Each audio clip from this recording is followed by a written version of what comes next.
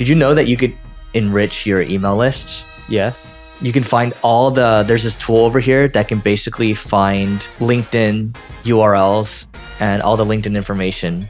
And you can hook it up with your ConvertKit or Beehive or whatever it is that you use.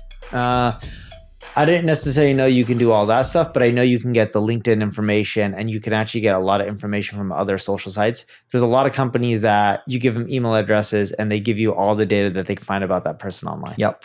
I think this one's interesting to me because I think it hooks in directly. I'm looking at maybe a Beehive interface, but you can see like founder, how many employees they have and everything. And it tracks next to their contact information. And I think you can just hit them directly from within the platform. That makes it a little more seamless.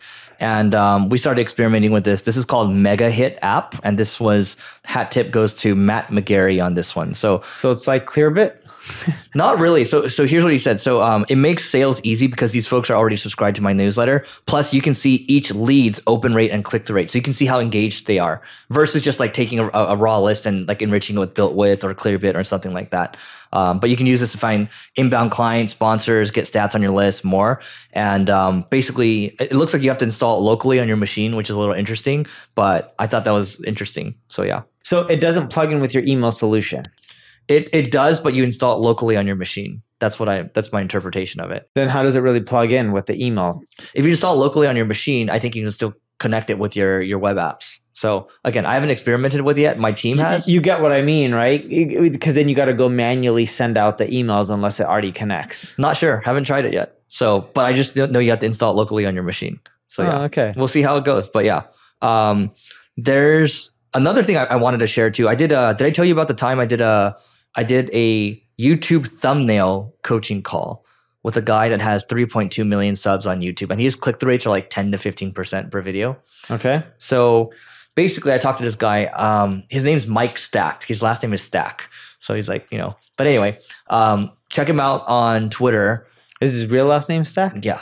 Okay, that's cool. So he's like a Portuguese guy. I think he lives in like Australia or something. I don't know. But basically, we did the call. And all he focuses on is like number one, when he's doing a YouTube video, and this might not be new to some people, but the idea is number one. He has to have a very large idea TAM, right? So for him, it's like, Mr. Beast has like $1 boat versus $100 million boat. So the idea TAM is really important. But the second thing is he tests a lot of thumbnails and headlines, and he uses a thing called Video Stats, which is Mr. Beast's tool, and it shows you how many times you've changed the headline, how many times you've changed the thumbnail. He tests a lot. If anything is like below like a 5 out of 10 in YouTube Studio, if it's below 5 out of 10 in the first hour, 2 hours or so, he's constantly changing it. He was criticizing my channel, and this is good criticism, just saying like, one, our thumbnails suck. Two, our headlines aren't that good. Because he's like, dude, your content's really good. The podcasts are really good, but you aren't going hard enough on the thumbnails and the headlines. So now like we've adjusted it quite a bit. And I think we're getting like maybe 3 to 4% CTR or so. Now some of the new thumbnails that we have, it's like 7%. 7.5% or so. So it's getting higher. And keep in mind, I'm like B2B podcast, that type of stuff. So it's lower. So what are you doing to iterate your thumbnails to get more clicks? So a guy, funny enough, after I did the call with him, magically, a thumbnail guy that works with some of the biggest YouTubers like, Iman Godzi, I think all these other people, right? He hit me up and then he was like, hey, like we'll do thumbnails for you.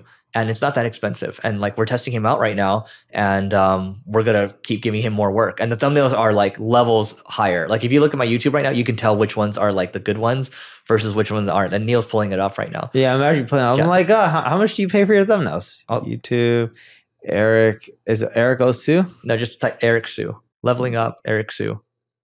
Eric Siu, leveling up. You see the difference? You can tell which ones. Let's play a game here. I'm going to guess which thumbnails are yours. I was very depressed. That's you guys. Like you guys meaning like our thumbnail? Yes. Yeah, that's us. Okay. Noah Kagan, $1 million in 48 hours. That was them. Yes. Porn became a hobby. That was them. No, that was us. Okay. I will reach 25 million. That was them. Yes. 1 million traffic on a budget was them. Who's that with? Yeah, just you. How to go from 1 0 to 1 million in 90 days. No, that's us. Oh, that was you. But you can tell the aesthetic. You can start to the aesthetic. Get filthy rich by working less. That was Ali Abdal. Uh-huh. Yep, that's them. Yeah, you can see. So you can see the aesthetic now. It's significantly different. Yeah. Yep. Most self-help is an effing scam. That was them. Yes. Yeah, you could tell. Yeah. Because the way I'm basing this, I know I was wrong, I think, on one or two of them. Yep. But the way I'm basing this, I'm just looking at Eric's thumbnails. The ones that were just plain text and didn't have much, I assumed it was him. The ones that were visually more appealing, I assumed was the person he was paying. Exactly. Yep. So anyway, those are a couple of experiments we've done. I think the takeaway here is absolutely talk to people that are good at their craft, and then also testing people. People reach out, and he gave me a really good offer. One, if you're going to reach out to someone on Instagram when you're DMing them for services, just send them like one-liner. Like if it's a one-liner good offer, it's like, hey, I'll just do something. I'm going to do a thumbnail for you for free. Can I do it? And like, by the way, I've worked with these people. I'm like, yeah. Absolutely. Yeah. And then it was good. I was like, oh, dude, like give me more of that, right?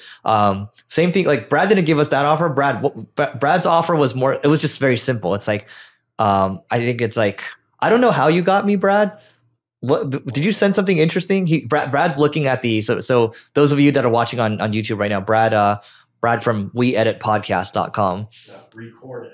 Oh, sorry. Recordeditpodcast.com. But you were looking for studios, and I said we do on-location shoots. Okay. And then that kicked it off. Oh, yeah. So I posted a story, and then you responded. Yeah. Okay. So that worked out. He addressed a need, and that's how he got it. So anyway. It's so funny, too. You know what the thing I hate the most about service providers? You reach out to Brad, and he responded to you. Whether it's realtors, accountants, or anyone, people complain all the time, oh, I don't have enough leads, I don't have enough sales.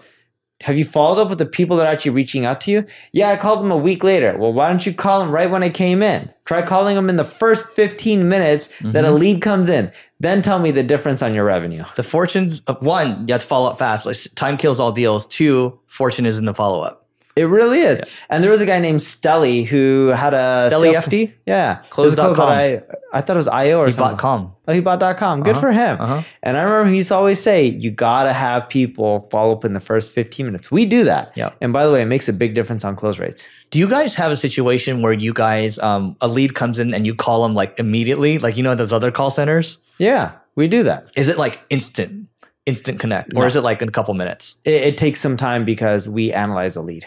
Got it. And when you say you analyze a lead, are you enriching it with Clearbit? Are you like looking at some stuff in the back end? Like what's going on there? I don't know who we enrich it with, but I know we spend an arm and a leg enriching the data. Yeah. So you enrich it. And here's the argument I had the argument that was made by someone at the Founders Retreat last week. So it's like just collect the name, work email, phone number, and then forget about the rest. That doesn't work for us. We've tried that. So you guys collect budget. You guys collect like, what are you looking for? Budget, URL,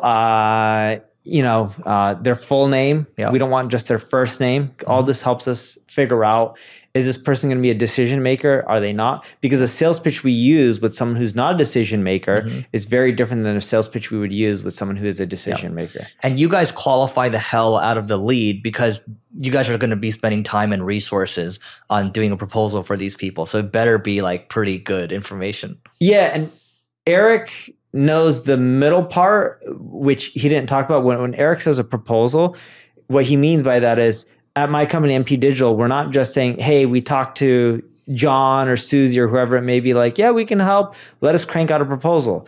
Instead, we do a first call with them. We get to know the business. We do another call with them to get more of the business. And by then we should have had data access. So we've analyzed the business. And we will ask them questions wherever we're missing anything on.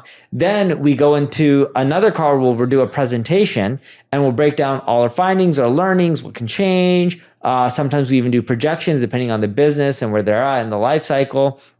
And we'll focus on all areas, right? From savings to growth opportunities, what we think is pretty much certain, what we think is more of experiment, all different low-hanging fruit that they may have not even thought about. And then we'll create a plan on what they can do for a year. And we present that all. We break down how it can be done, what could be potentially achieved. And we're doing a pitch. And then from there, there's a few more follow-ups and calls, going over more things.